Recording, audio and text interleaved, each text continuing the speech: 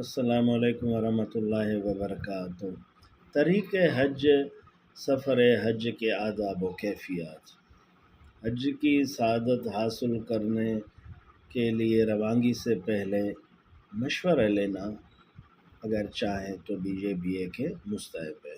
کسی بھی مسئلے میں آپ اپنے گھر سے، پڑوس سے، مسجد کے امام صاحب سے، کسی خیر خواہ سے کسی بھی مسئلے میں مشورہ لیں کہ میں حج کے لیے جا رہا ہوں، کوئی آپ مجھے مشورہ دیں، یا آپ کے جو سمجھ میں بات آئے وہ مشورہ لینا بھی کوئی اچھی بات ہے۔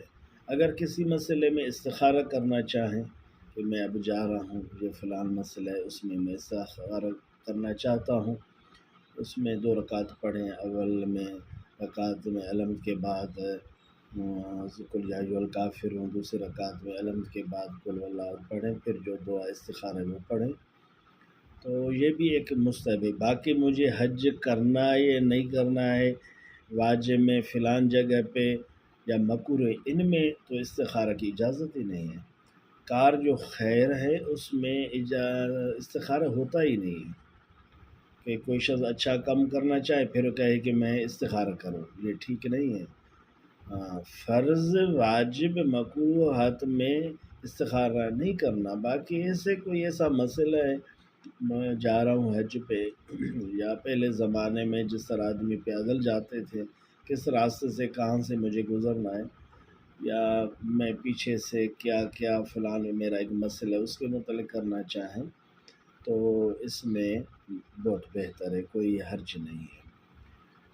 اس کے بعد رفیق اپنا بنائیں، کوئی آپ جا رہے ہیں سفر میں، کوئی ایک اپنا دوست بنائیں تو اچھی بات ہے، تاکہ تیری ہر موڑ پہ خیر خواہی کرے، نماز کے لیے تجھے اٹھائے، نماز کی ترغیب دے، کوئی بھی راستے میں شرعی مسئلہ ہے آپ کو بتا دے۔ ایسا نہ ہو کہ آپ کا رفیق راستے میں سفر میں ایسا سنت بنائے، رفیق بنائے، وہ خود غافل ہو، وہ خود لیٹا رہے اور تجھے بھی پھر اس طرح کا عادی بنائے، خود نشئی ہو، پھر آپ کو بھی وہی چیز غیبت کرتا پھرے، سفر کوئی آپ کا پورا خراب کرے، ایسا نہ ہو۔ رفیق راستے میں وہ بنائیں جو عالم ہو، بزرگ ہو، نیک طبیعت والا ہو، تاکہ ان کے ساتھ اٹھنے بیٹھیں گفتگو میں آپ کی بھی توجہ دین کی طرف مائل ہو۔ اور اس کے بعد قافلے کا جو امیر ہے وہ بھی بنانا چاہیے۔ آج کل حج کے جو امیر بناتے ہیں، لیکن حضور صلی اللہ علیہ وسلم نے فرمایا اذا کان ثلاثۃ فی سفر فلیؤمروا احدهم، رواه ابو داؤد۔ مشکات میں بھی یہ حدیث ہے، 3 لوگ جمع ہو جائیں تو ان کا ایک امیر بناؤ۔ پھر امیر کو بھی چاہیے، حضور نے فرمایا سید القوم خادمہم، جو قوم کا سردار ہے، امیر ہے، وہ ان کا خدمت کرنے والا ہوتا ہے۔ امیر بھی لاپرواہی نہ کرے، حق ادا کرے۔ چند دوست حج میں اپنا ایک امیر بنائیں، یہ بھی ایک سنت طریقہ ہے۔ پھر حج کے مسائل روانگی سے پہلے سیکھنا بھی لازمی ہے۔ مختصر ایک رسالہ لے لیں، مجھے پورا حج کس طرح کرنا ہے، کہاں جانا ہے، کس طریقے، وہ بھی سیکھنا لازمی ہے۔ یہ فقیر بھی اس نیت سے یہ ویڈیو یہاں پہ گفتگو کر رہا ہے تاکہ کہیں دوست گھر بیٹھے یہ چیزیں سیکھ جائیں۔ انشاءاللہ ترتیب سے ہم بھی باتیں کرتے رہیں گے۔ کوئی مختصر رسالہ اپنے پاس رکھیں، راستے میں بھی آپ کو کام دیتا آئے گا کہ کہاں جانا ہے، کس طرح کرنا ہے، شرعی مسئلہ بھی سیکھنا لازمی ہے۔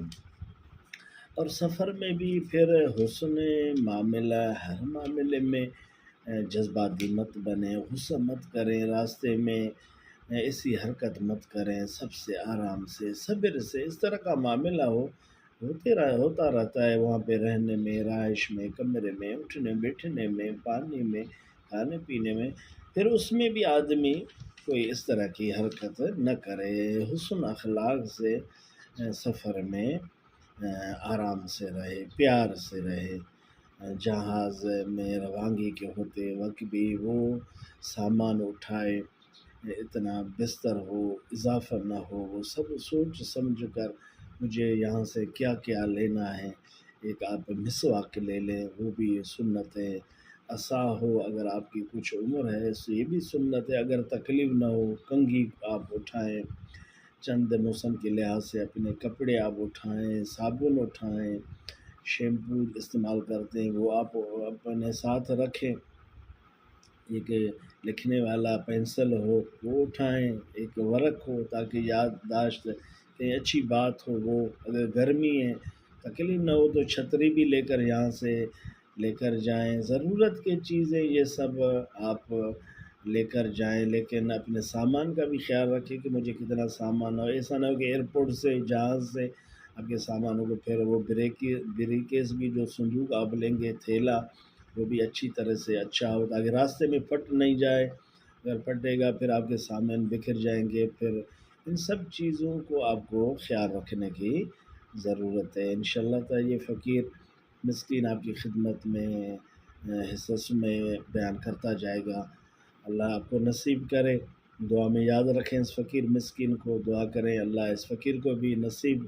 فرمائے، اللہ تعالیٰ اس فقیر کو اپنی محبت و عشق نصیب فرمائے۔